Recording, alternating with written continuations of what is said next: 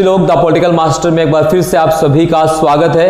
इस वीडियो में हम बात करने वाले हैं क्लास 12 के इतिहास के एक और इम्पॉर्टेंट चैप्टर जिसका नाम है एक साम्राज्य की राजधानी विजयनगर।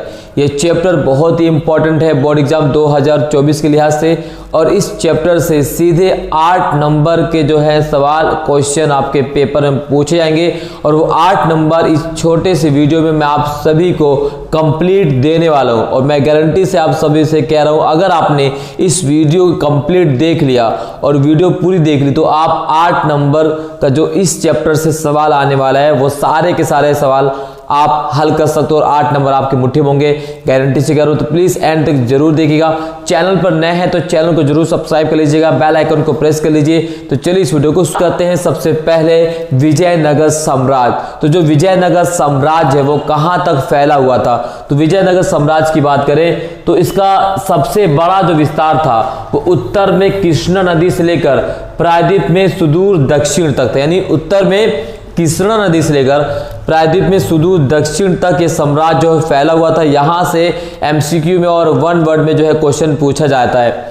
अगला अगर हम बात करें स्थापना कब होती है तो विजयनगर साम्राज्य की स्थापना होती है जो है वो 1336 ईस्वी में, यानी 14वीं शताब्दी में 1336 ईस्वी में इसकी स्थापना होती है। और स्थापना करने वाले होते हैं दो भाई जिसका नाम होता है हरियर और बुक्का। जी हाँ, हरियर और बुक्का नामक दो सगे भाई द्वारा इस साम्राज्य की स्थापना की जाती है। 1565 में विजयनगर साम्राज्य पर जो है आक्रमण होता है। यानी ये वो साम्राज्य था जो बहुत विकसित साम्राज्य था, लेकिन समय के साथ साथ इसने अपनी विशालता को समाप्त कर दिया और अंततः 1565 में एक युद्ध होता है जिस युद्ध ने विजयनगर साम्राज्य को बिल्कुल समाप्ति कर दिया। यानी 1565 में विजयनगर साम्राज्य पर आक्रमण होता है और इस युद्ध को तालीकोटा युद्ध के नाम से जानते हैं। किसके नाम जानते हैं? तालीकोटा युद्ध के नाम से जानते हैं। इसे बन्नी हट्टी युद्ध के नाम से जानते हैं और इसे राक्षस तांगड़ी युद्ध के नाम से भी जाना जाता है। अब ये जो 1565 में तालीकोटा युद्ध हुआ था वो किसके बीच हुआ था? तो युद्ध हुआ था वह विजयनगर साम्राज्य के बीच और दक्कन के संयुक्त सेना। जहाँ युद्ध किसके बीच हुआ?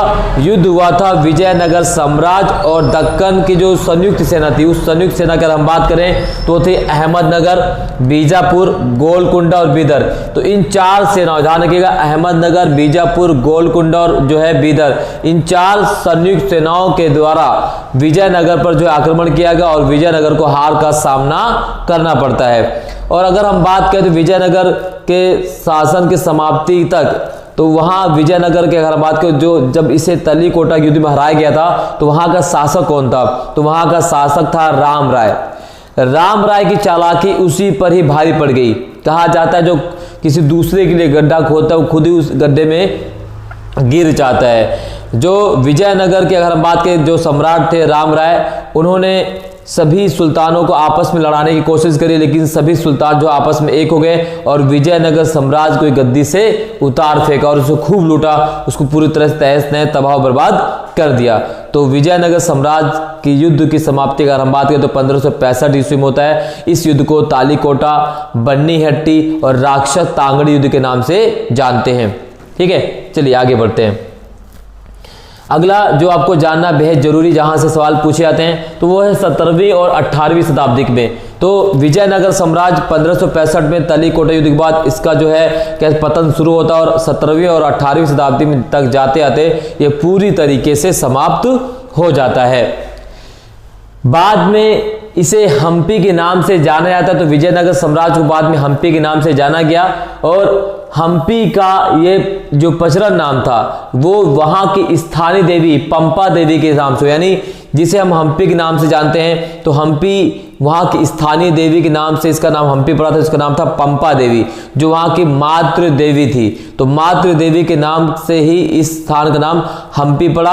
और बाद में हम्पी के जो अवशेष थे विश्व के सामने पहली बार कब आए? तो विश्व के सामने हम्पी के अवशेष पहली बार 1800 ईस्वी में आते हैं। और इस जो खोज की बात करते हैं, इस खोज की शुरुआत की थी अभियंता एवं पुराविद कर्नल कॉनिल मैकेंजी।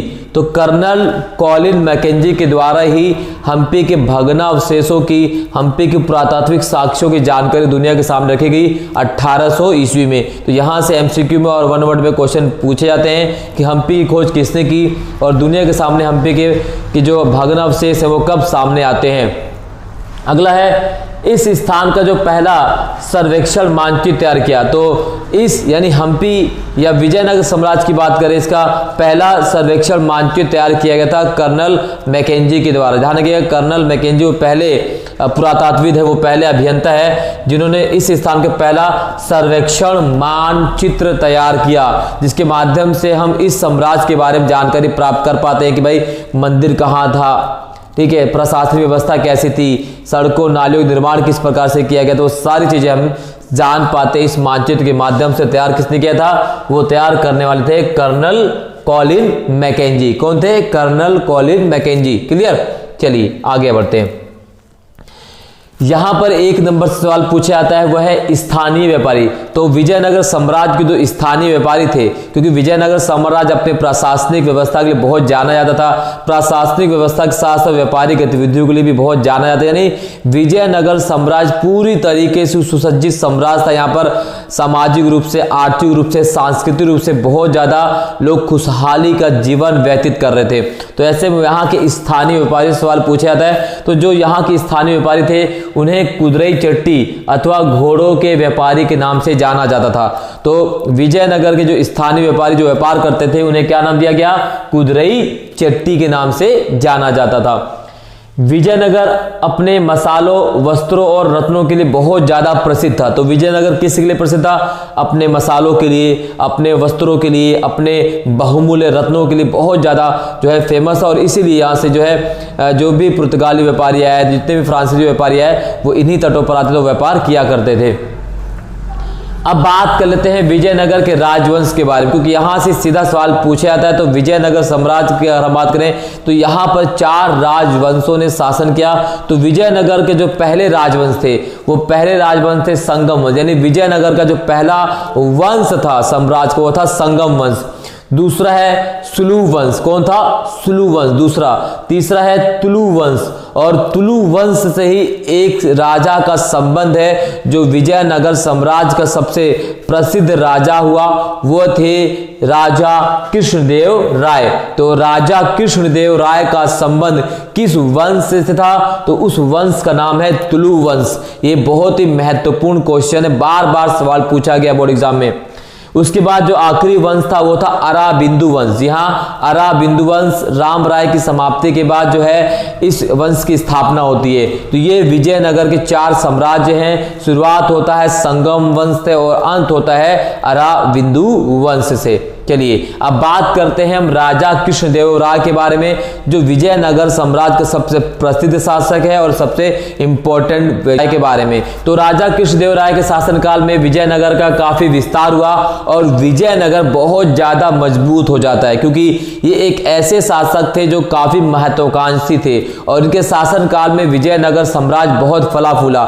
हर चीज में सैनिक रूप से भी काफी मजबूत हुआ, प्रशासनिक रूप से भी, आर्थिक रूप से भी, राजनीतिक रूप से भी, सांस्कृतिक रूप से भी, यानी हर प्रकार से देखा जाए तो विजयनगर साम्राज्य बहुत ज्यादा तरक्की पर था। किसके शासनकाल में? राजा कृष्णदेव राय के शासनकाल में। उसके बाद अगर हम बात करें तो इन्होंने तुंगभद्रा और कृष्णा नदियों के बीच, जिसे हम दोआब के क्षेत्र पर अधिकार कर लिया, यानी कृष्णा और तुंगभद्रा के दोआब पर भी अधिकार कर लिया। उड़ीसा के शासकों का दमन 1512 ईस्वी में इन्होंने उड़ीसा के शासकों, जो उड़ीसा गजपति शासक थे, उनको इन्होंने हराया। बाद में बीजापुर के सुल्तान को भी हराया 1520 ईस्वी में। और इनके शासनकाल में मंदिर गोपुरम का निर्माण बहुत, यानी प्रमुख मंदिर, महत्वपूर्ण गोपुरम का निर्माण विजयनगर के महत्वपूर्ण शासक राजा कृष्णदेव राय के शासनकाल में हुए थे। और इन्होंने अपनी मां के नाम पर विजयनगर के समीप ही एक उपनगर की स्थापना करी, जिसका नाम रखा गया नगरमपुरम। जी हाँ, नगरमपुरम इसका नाम रखा गया, इनके माता के नाम पर था। तो राजा कृष्णदेव राय ने अपनी मां के नाम पर एक उपनगर की स्थापना की, उस उपनगर का नाम है नगरमपुरम। तो यहां से सवाल बहुत बार पूछे गए हैं। इसके अलावा अगर हम बात करें यहां से जो सवाल पूछे जाते वह है नायक। तो नायक कौन होते थे? तो सेना प्रमुख। तो सेना प्रमुख को नायक के नाम से जाना जाता था। ये तेलुगु और कन्नड़ भाषा बोलते थे। तो जो नायक होते थे वो अधिकांशतः तेलुगु और कन्नड़ भाषा का इस्तेमाल करते थे। इसी प्रकार से एक प्रणाली है अमर नायक प्रणाली। तो अमर नायक प्रणाली से भी सवाल पूछा जाता है। तो यह एक नई राजनीतिक खोज थी जो दिल्ली सल्तनत की एकता प्रणाली से, जो दिल्ली सल्तनत की एकता प्रणाली थी उससे मिलती जुलती थी। तो अमर नायक प्रणाली विजयनगर की एक नई राजनीतिक खोज थी जो दिल्ली सल्तनत के एकता प्रणाली से मिलती जुलती थी। तो यहां से भी सवाल पूछे जाते हैं। अगला है, बात कर लेते कि अमर नायक कौन थे और उनको क्या क्या काम सौंपा गया था। तो अमर नायक जो है वो सैनिक कमांडर होते थे। राज्य द्वारा प्रशासन के लिए राज्य क्षेत्र दिए जाते थे, यानी राजा शासकों के द्वारा अमर नायकों के उनको राज करने के लिए, उसका संचालन करने के लिए उन्हें प्रशासनिक क्षेत्र दिया जाता था जहां संपूर्ण अधिकारी इन अमर नायकों को होता था। ठीक वैसे ही जैसे केंद्र में प्रधानमंत्री होते और स्टेट में मुख्यमंत्री को पावर दी जाती है, इसी प्रकार से किसानों, शिल्पियों और व्यापारियों से भू राजस्व कर वसूलते थे। जो अमर नायक होते थे वो राजा की तरफ से, किसानों से, शिल्पियों से और भूस्वामियों से और व्यापारियों से भू राजस्व कर वसूला करते थे और कर वसूल कर वो राजा को यानी शासकों को दिया करते थे। एक प्रकार से ठीक आप इस प्रकार कह सकते हैं जिस प्रकार ब्रिटिश सरकार द्वारा जमींदारों को नियुक्त किया गया था किसानों से कर वसूल करने के लिए, और जमींदारों द्वारा जो है अमला को नियुक्त किया गया था किसानों से कर वसूल करने के लिए। इसी प्रकार से अमर नायक भी थे। आवश्यकता के समय शासकों को सैनिक सहायता प्रदान करते, क्योंकि अमर नायक के पास अपनी सेना होती थी जो खुद की सेना रखते थे, और जब युद्ध में राजा या शासकों को सेना की आवश्यकता होती थी तो अमर नायक उस युद्ध में अपनी सेना के माध्यम से, अपने सैनिकों के माध्यम से राजा को सहायता करते थे। तो ये एक प्रकार से अमर नायक की व्यवस्था, यहां से सवाल पूछा जाता है, बहुत ही इंपॉर्टेंट है। नेक्स्ट, हौज से भी सवाल पूछा गया है। तो दो बहुत ही महत्वपूर्ण हौज है, एक है कमलमपुरम जलाशय, जो है कमलमपुरम जलाशय। तो कमलमपुरम जलाशय जो है राज्य के केंद्र का बहुत महत्वपूर्ण है। इस जलाशय से राज्य के केंद्र तक जो है जल व्यवस्था को जो है पहुंचाया जाता था। हिरैया नहर भी बहुत महत्वपूर्ण है। हिरैया नहर क्या कि महत्वपूर्ण जल संबंधी संरचनाओं में से एक थी, और धार्मिक केंद्र से शहरी केंद्र को ये अलग करने के लिए, जो धार्मिक केंद्र होते थे, जो मंदिर होते थे, जो मंडप होते थे, जो गोपुरम होते थे, उनको ये शहरी केंद्रों से अलग करते थे हिरैया नहर। तो ये भी बहुत ही महत्वपूर्ण पॉइंट है, यहां से भी सवाल जो है पूछा जाता है।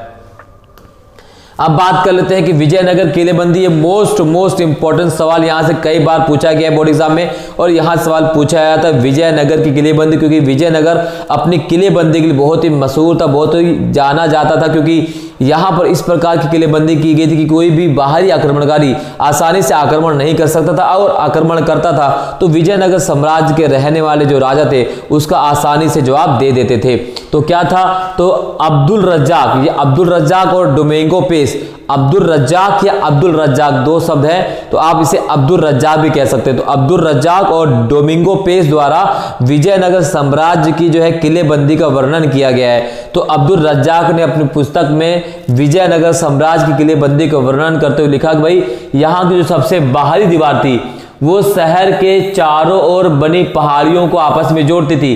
जो सबसे बाहरी किला था वो क्या था? तो सबसे बाहरी दीवार शहर के चारों ओर जो बनी पहाड़ियां थी उसको वो आपस में जोड़ती थी, इंटरलिंक करती थी कि आसानी से इस पहाड़ी से उस पहाड़ी से उस पहाड़ी जाया जा सके। दूसरी, नगरीय केंद्र के आंतरिक भाग को चारों ओर से जोड़ती थी। तो दूसरी जो किलेबंदी थी वो नगरीय भाग के जो आपस में इलाके होते हैं उनको आपस में शहरों को जोड़ा करती थी।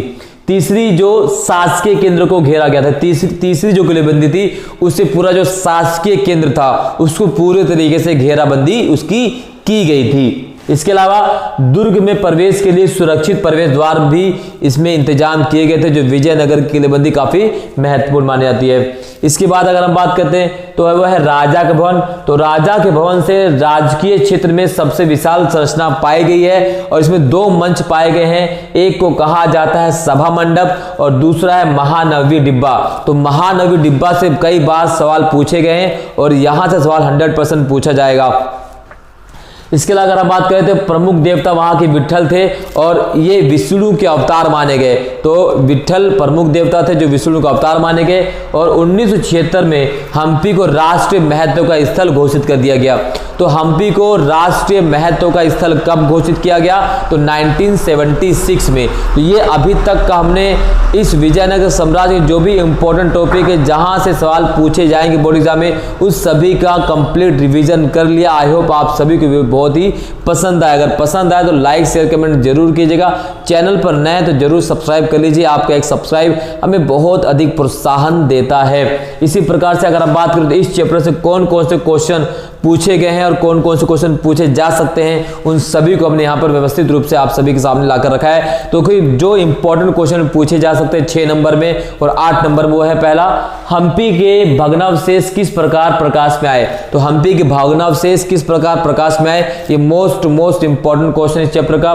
दूसरा क्वेश्चन है कि शहरी केंद्र शब्द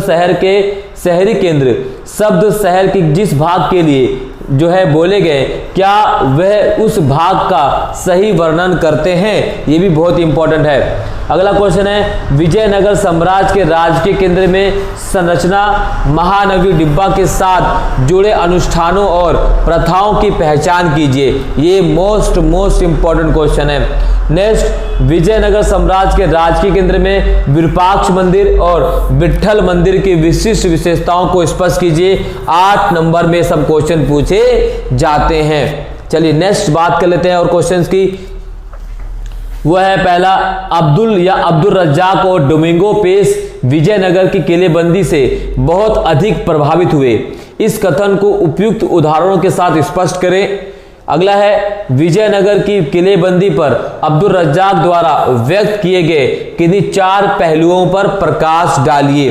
तो ये इस चैप्टर के वो क्वेश्चन हैं जो बोर्ड एग्जाम 2024 में पूछे जा सकते हैं। और पिछले अगर PYQ की बात करें, पिछले CBSE एग्जामों में जो है ये क्वेश्चन पूछे गए हैं।